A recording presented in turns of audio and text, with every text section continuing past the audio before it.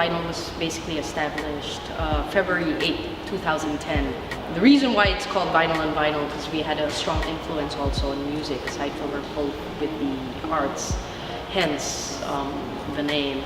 Our vision from the very beginning was more of to tackle certain unexplored genres back then, you know, from like personal interests like from street art to, you know, aftermodernism and other subgenres from that.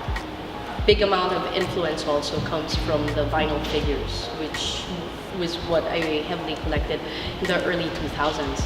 That's what we wanted to bring in and that's what we wanted to support. You can't exactly compare Art Fair Philippines to any other fair internationally. It's a breed all on its own. Personally, I mean, coming from my background, I love the fact that it started off in a parking lot. You know, it has that avant-garde, raw grit feel, which, as you can see, is pretty much the same aesthetic as your gallery. So, you know, that in its sense is already a visual, you know, explosion, you know, to the people who go. There was an immense amount of people last year. I'm not quite sure if it's going to be the last year this year in this space. Definitely it will be nostalgic.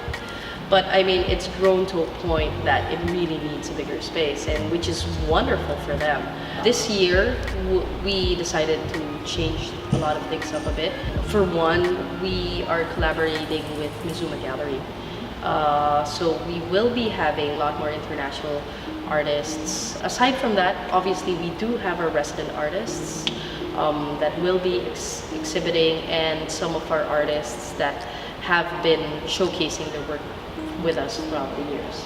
Our resident artists who we've always had, you know, who's always been an interesting hit through the past few years would be Miguel Paulo Borja. You know, Ian De Jesus is obviously still doing her works. Choco Saldivar. We actually have an artist here, Igor Spiske. He's from Latvia. So he is with the Manila Biennale right now, and we have some works of that's going to be shown in the art fair. We're pretty excited about Amano Takahashi. So he's an artist with Mizuma Gallery. Our first time exhibiting at Art Fair Philippines, Mizuma-san actually went to our booth. At that time, we had Miguel Paulo Borja, Ian De Jesus, and Reginald Lentapa. He was inclined to Miguel Paulo's work.